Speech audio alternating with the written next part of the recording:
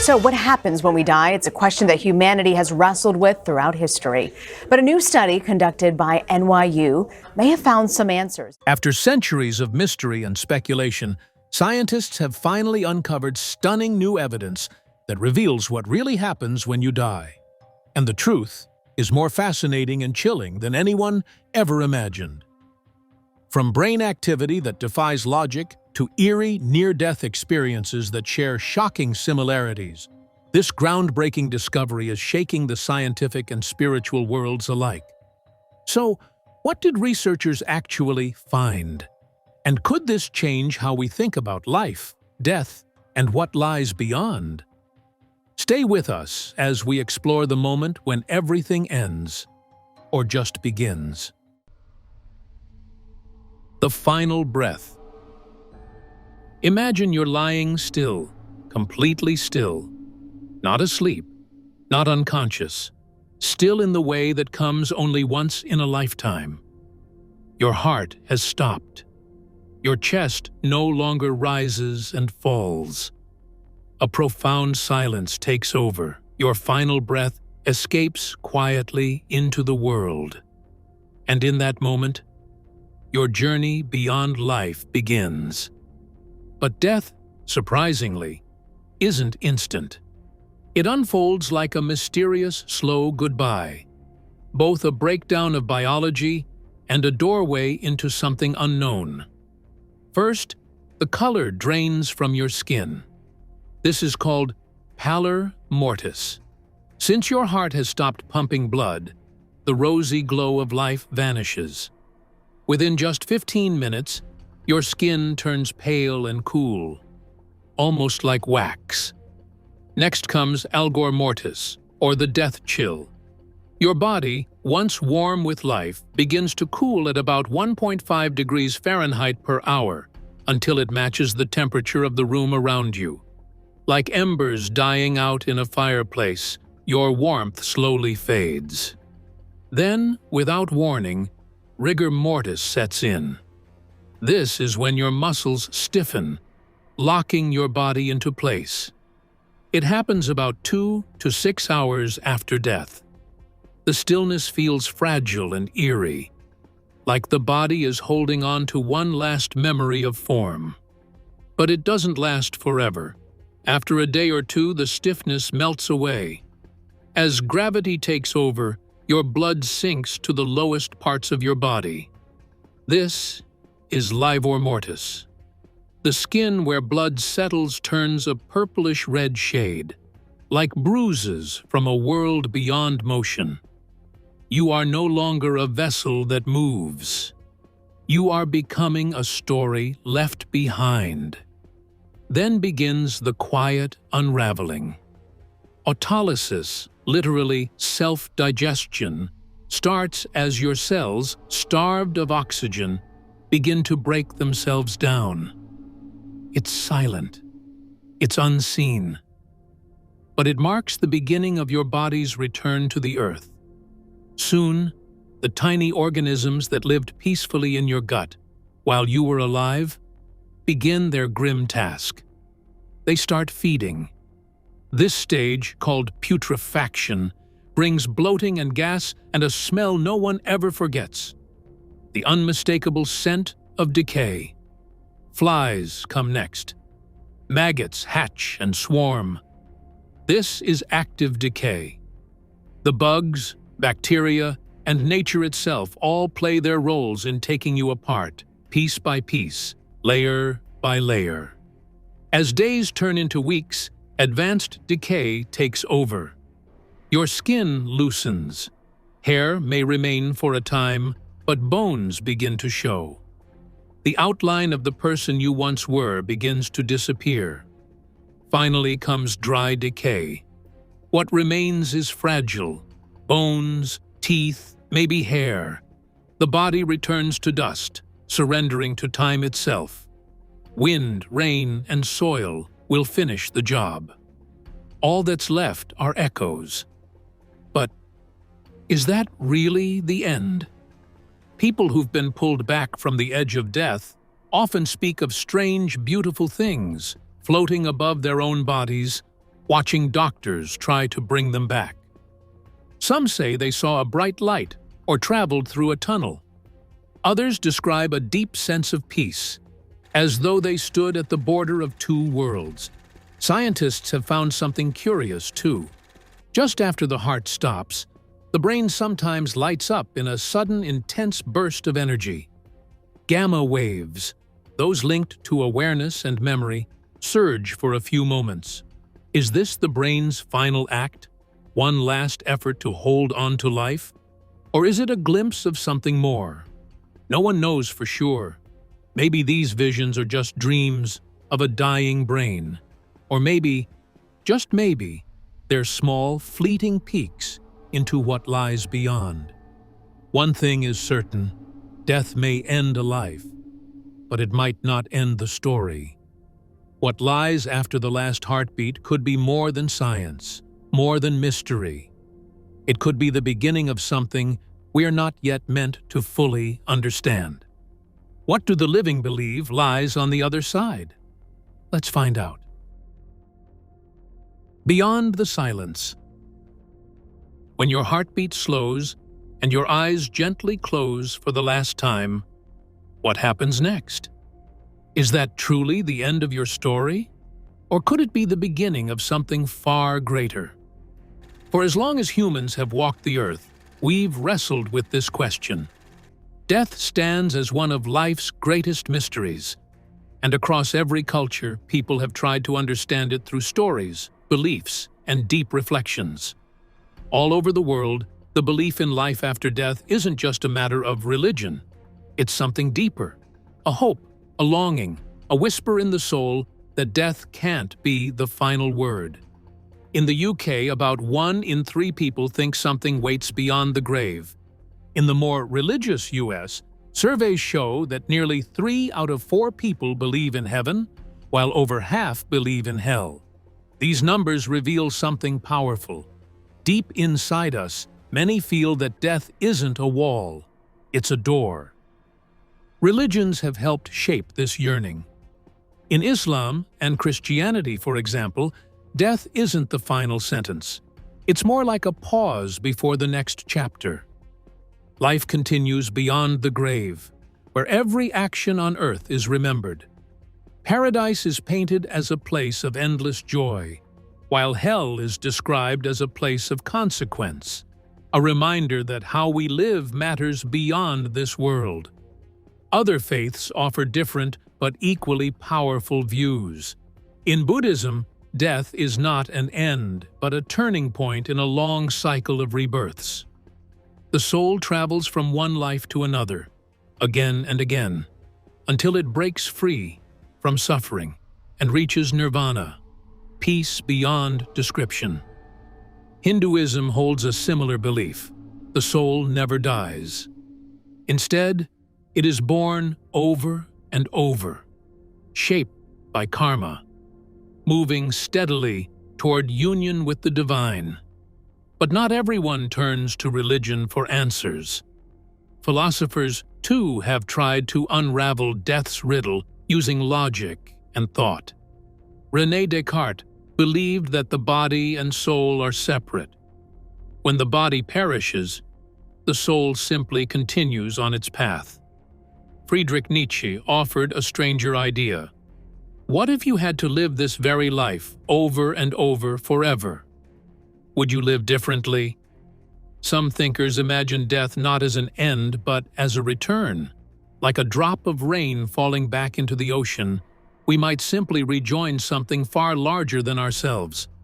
Consciousness, they say, could melt into the universe, still existing, but in a form we can't yet understand.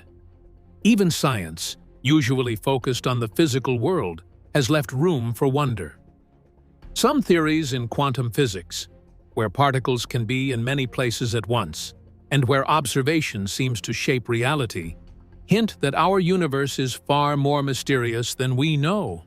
Some scientists explore ideas like quantum consciousness, suggesting that perhaps awareness doesn't end with the body. Why are we so fascinated with what comes after death? Maybe it's because we all want to believe that life matters. that love doesn't disappear with the final breath, that the soul, whatever it is, has somewhere to go. We want to believe that the ones we've lost are not truly gone, and that we too will find something waiting beyond the veil. So, what happens when we die? We return to the earth that shaped us. We leave behind stories and memories in the hearts of others. We become part of a mystery bigger than space and time. And maybe, just maybe, we wake up somewhere else, in a place more beautiful than we ever imagined. But how does the body prepare for the final journey? Let's delve into the details of how the body transitions into non-living in slow deaths. The final journey. Death doesn't often arrive like a crashing wave or a loud thunderstorm. Instead, it tends to come quietly, like the soft wind that slips through an open window at dusk. It's rarely just one big, dramatic moment. Most times, it unfolds gradually, like the last few pages of a long, well-loved book, slowly, softly, step by step. Understanding this gentle process can take away much of the fear that people often feel about dying. When we see death for what it truly is, a natural part of life's journey, we become more capable of offering love, comfort, and presence to those in their final days. One of the first signs that the body is preparing for the end is a noticeable increase in sleep. The person begins to drift off more often, staying asleep longer and waking less. This isn't just regular tiredness, it's the body's way of saving energy. Being awake simply becomes too exhausting. At the same time, interest in food starts to disappear. They might eat only a few bites, then none at all. Even drinking water becomes unnecessary. This isn't hunger or thirst being ignored, it's the body gently saying, "I'm slowing down now." The digestive system slows too. There may be constipation or, in some cases, a loss of control over bowel and bladder. While this might seem alarming, it's not a sign of suffering. It's just the body letting go of tasks it no longer needs to do. As the process continues, the muscles weaken.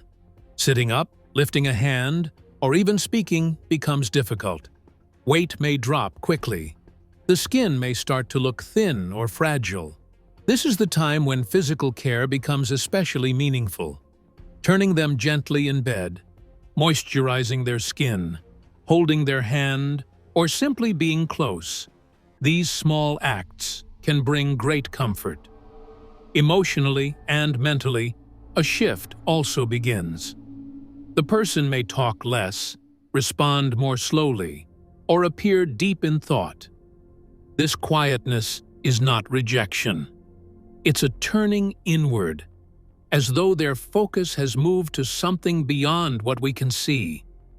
It can feel sacred, like they are preparing for a journey only they can take. The body shows more changes. Hands and feet may feel cool. Skin can look pale, bluish, or patchy.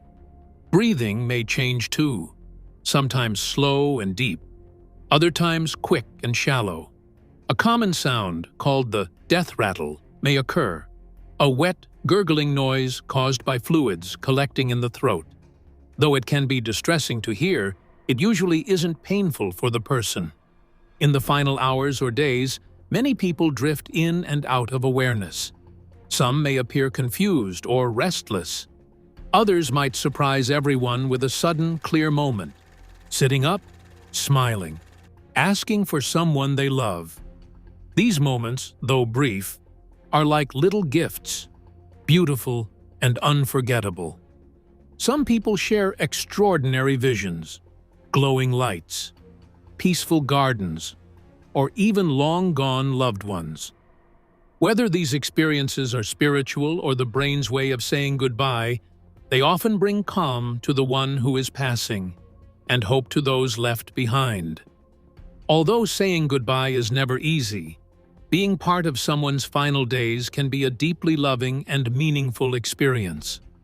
When we understand what's happening, we can stop fearing the unknown.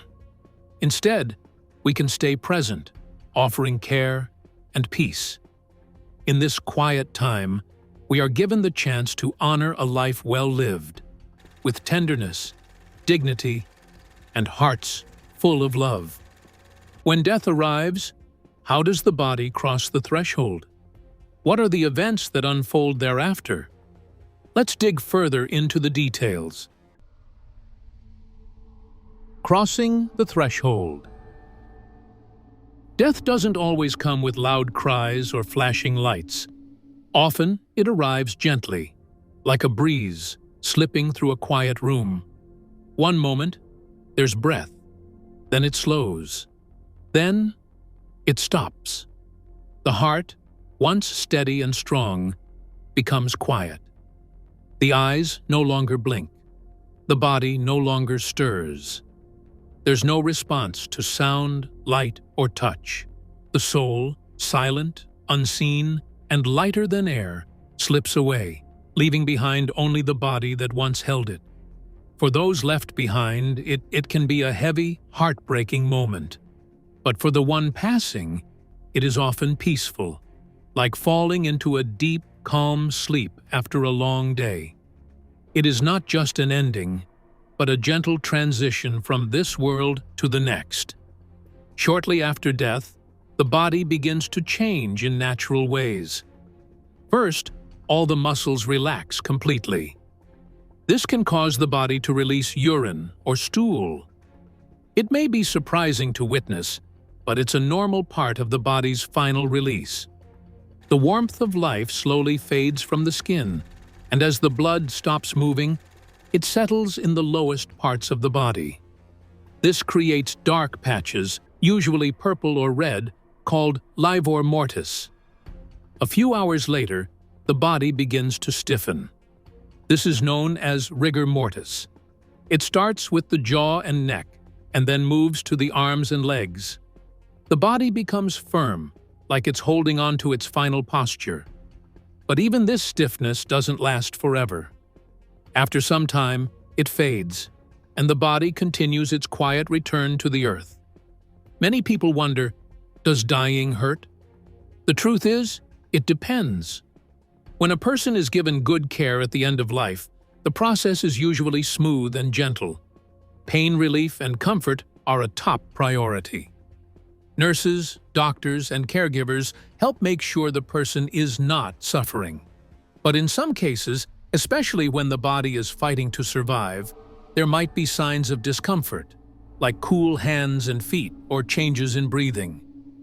The body may focus all its energy on keeping the heart and brain working, pulling blood away from other parts. That's why emotional and spiritual support are just as important as medicine during this time. Even when a dying person can't speak, move, or open their eyes, they may still hear. In fact, hearing is often the last sense to fade. This means that your gentle words, soft prayers, or simply holding their hand can bring great comfort, even if they can't respond. Just being there matters, more than we know. Saying, "I love you," whispering reassurances, or sitting quietly by their side, these simple acts speak louder than any treatment. They offer something that medicine cannot: the deep comfort of human presence and love. Death is not a mistake. It's not a failure. It's not something to be feared. It's a part of life, just like being born. It is the final letting go, a peaceful surrender after all the struggles and efforts of living. When we treat dying with gentleness, care, and dignity, it becomes something sacred. It should not be rushed or hidden. It should not feel cold or clinical. It can be as soft and meaningful as twilight, giving way to night. For those of us watching a loved one pass, the stillness can be painful, but understanding what's happening can help ease the heart. When we realize that this quiet is not suffering but release, we can face it with grace, and maybe even with peace. Death is not the end of everything. It is a doorway to something beyond. something we cannot see, but perhaps we can feel.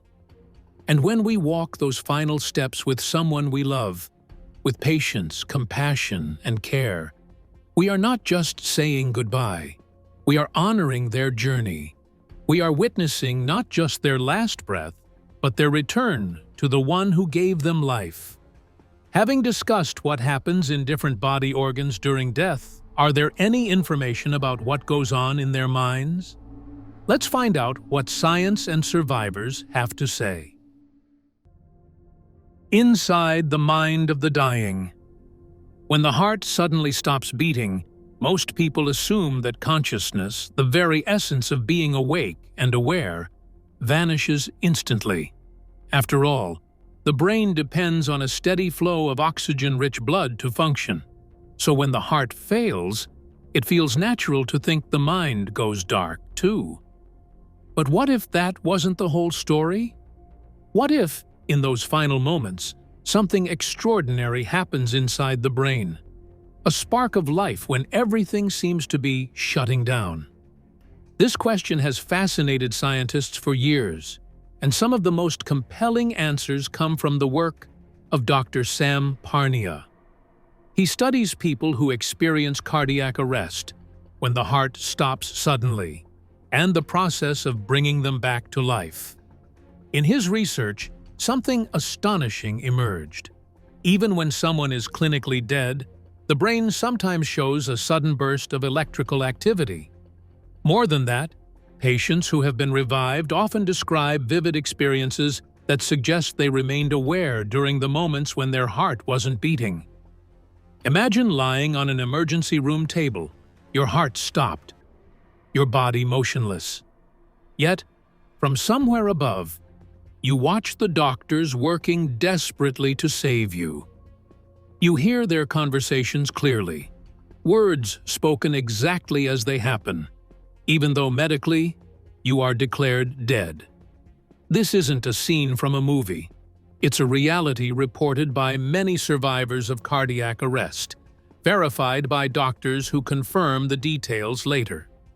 These experiences are part of what we call near-death experiences, or DEs. Across cultures and time, people who come back from the brink of death often tell stories that sound remarkably similar. They speak of moving through a dark tunnel toward a brilliant, radiant light. So bright, it almost feels like it's pulling them in. They describe floating above their own bodies, watching the frantic efforts of medical teams. Many recall an intense review of their life, where moments flash before them in vivid detail, accompanied by an emotional understanding of how their actions affected others. What stands out most is the overwhelming peace they feel, a calm unlike anything in ordinary life, a sensation like coming home after a long journey. Alongside this tranquility, some recount meeting loved ones who have passed away or encountering mysterious beings that feel spiritual or otherworldly. But how can the brain create such clear and moving experiences in the face of trauma or apparent shutdown? Scientists have put forward several ideas that shed light on this mystery. One explanation comes from Dr. Kevin Nelson, a neurologist who suggests that under extreme stress, the brain might mix waking consciousness with the dreaming state called REM sleep. During REM, the brain produces vivid dreams, so this blending could create hallucinations that feel incredibly real. Hallucinations that might explain the visions seen in near-death experiences. Another fascinating possibility involves a chemical called DMT, naturally produced by the brain. Users of DMT report journeys strikingly similar to NDEs, traveling through tunnels, meeting glowing or celestial beings, and feeling a deep connection with the universe. This link suggests that the brain might release DMT during trauma, sparking these otherworldly experiences. There is also a more radical theory proposed by Dr. Stuart Hameroff, who believes consciousness might be something more than just brain activity. According to him, consciousness could be a quantum phenomenon, something that transcends the physical brain and could survive death by moving into another realm, much like light passing through a prism and revealing hidden colors. Adding to the intrigue, brain scans of dying patients show sudden bursts of gamma waves, brain signals connected to high awareness and memory. This may mean that in its final moments, the brain produces a last flash of meaning and clarity, a final moment of transcendence. What does all this mean for how we understand death? Could consciousness continue after the heart stops? Are near-death experiences glimpses into something beyond our physical world? While science is still searching for answers, these discoveries challenge us to rethink life's end, and perhaps to wonder if death is not a final stop, but the start of another journey entirely. One question keeps ringing in the minds of many. Are we more than flesh and brainwaves? Let's provide a befitting response to this. The Consciousness Conundrum. Imagine this. You've been declared clinically dead. Your heart has stopped beating. Your lungs have ceased to breathe, and yet, somehow, you are still aware. You find yourself floating above your own body, looking down at the lifeless figure lying below. A deep, peaceful calm envelops you, and in an instant, your entire life flashes before your eyes, every memory, every moment, unfolding in a breathtaking panorama. This is what many people report during near-death experiences, or NDEs.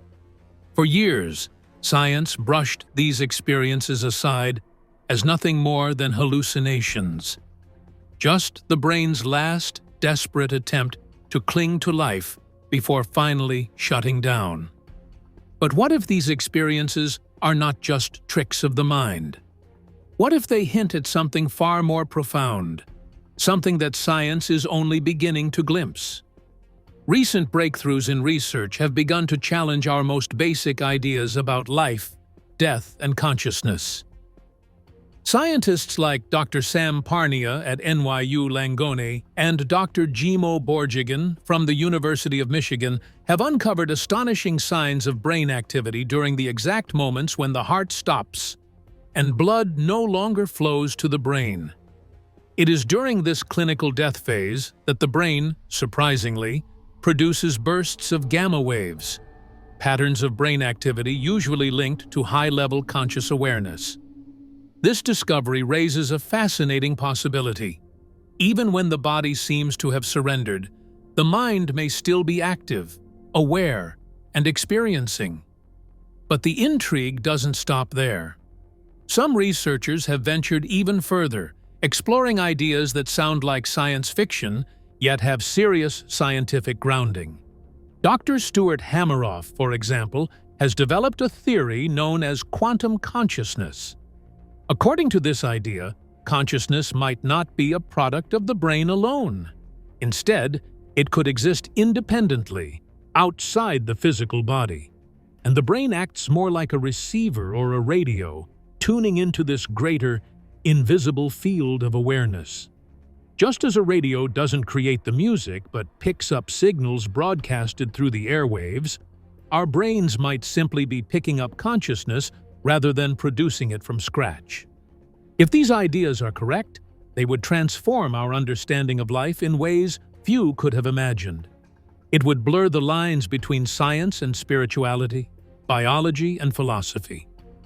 Questions we've pondered for centuries about the soul, the afterlife, and what truly happens when we die would suddenly gain a new context. Consciousness might not end with death. It could continue somehow beyond the physical limits of our bodies. This radical shift could also explain why near-death experiences share many common features across cultures and individuals.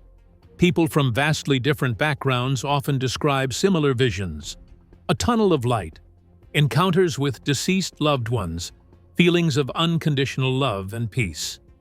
These similarities hint at something universal, something not simply made up by a stressed brain, but perhaps pointing toward a shared experience of consciousness beyond life as we know it. Of course, not everyone agrees. Skeptics argue that these experiences are purely natural, hallucinations triggered by a brain under extreme stress, or the effects of oxygen deprivation and chemical changes during trauma. They point out that our brains are incredibly complex and capable of creating vivid, lifelike sensations even as they begin to fail. Some laboratory experiments have even reproduced elements of near-death experiences in controlled settings, supporting the idea that these are brain-generated phenomena. Yet, the mystery remains far from solved.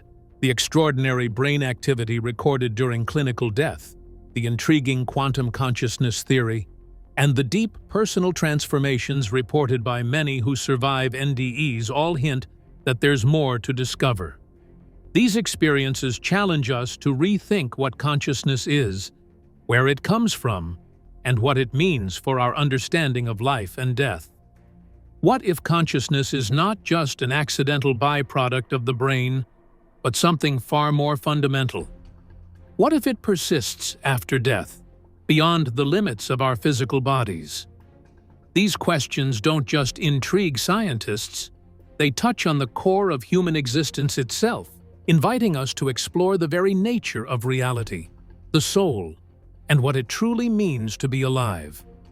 As research continues to advance and technology allows us to peer deeper into the moments surrounding death, we may soon find answers that have eluded humanity for millennia. Until then, near-death experiences remain one of the most captivating windows into the profound mystery of life, consciousness, and what might lie beyond. What is on the other side of life? Let's dive into the details of what near-death experiences reveal about life, death, and beyond. Whispers from the other side.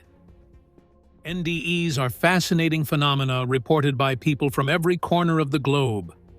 What makes these accounts especially intriguing is how, despite differences in culture, religion, and personal beliefs, many of the stories share strikingly similar themes. This uncanny resemblance raises profound questions about the nature of consciousness and what might lie beyond our physical existence. One of the most commonly reported aspects of an NDE is a sensation of leaving the body behind. People often describe a feeling of detachment, as if their awareness is separate from their physical form. Many say they find themselves floating above the scene, sometimes watching the doctors and nurses working frantically to save their lives during resuscitation. It's as though they have a bird's-eye view, observing everything happening in the operating room or emergency setting, yet unable to interact physically. Another common feature is the experience of moving through a tunnel or corridor of light. This passage often leads to encounters with luminous beings, deceased loved ones, or figures that feel deeply spiritual or otherworldly. Survivors frequently talk about entering a place filled with radiant light, warm, inviting, and unlike anything they've ever seen. These moments are often described as peaceful, filled with unconditional love and acceptance that overwhelms the senses and removes any fear or anxiety. Many who experience NDEs also describe a vivid life review. In what feels like seconds, their entire life flashes before their eyes, not just facts and events, but the emotions behind those moments. Joy, sorrow, kindness, and regrets swirl in a rapid and meaningful sequence. It's a deeply personal reflection where every action's impact is felt, highlighting the connections made and missed opportunities for compassion. What's most remarkable is the long-lasting effect these experiences have on survivors. People who have been through an NDE often come back changed. They describe a newfound sense of purpose and meaning in life. Fear of death diminishes dramatically, replaced by a calm acceptance and curiosity rather than dread. Many report that their priorities shift away from material success and possessions toward kindness, empathy, and building deeper connections with others. The experience seems to awaken a greater sense of compassion and a desire to live more fully and authentically. Whether these near-death experiences represent actual spiritual journeys or are the product of complex brain processes under extreme stress, their impact on those who experience them is undeniable. They challenge us to reconsider what we understand about life, death, and consciousness itself. This leads to important ethical and practical questions, especially in hospitals, hospices, and care facilities. If some form of awareness persists after what we currently define as clinical death, when the heart stops beating and breathing ceases, should our definition of death change? How might this affect decisions around resuscitation, life support, and end-of-life care?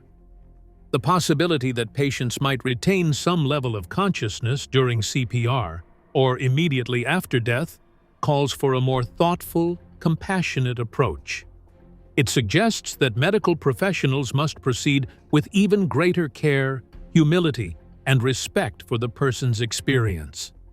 The way we handle these critical moments could benefit from integrating this knowledge, offering not just physical care, but emotional and spiritual support as well. In the end, near-death experiences open a door to profound mysteries about who we are and what happens after our physical life ends. They remind us that life's value may lie not in what we own, but in the love and connections we nurture. Whether science eventually explains these experiences fully or not, they have already transformed the way many people view death and life itself. What do you think about the scientific revelations of what happens after death? We would love to hear your thoughts in the comments below. Don't forget to like and subscribe.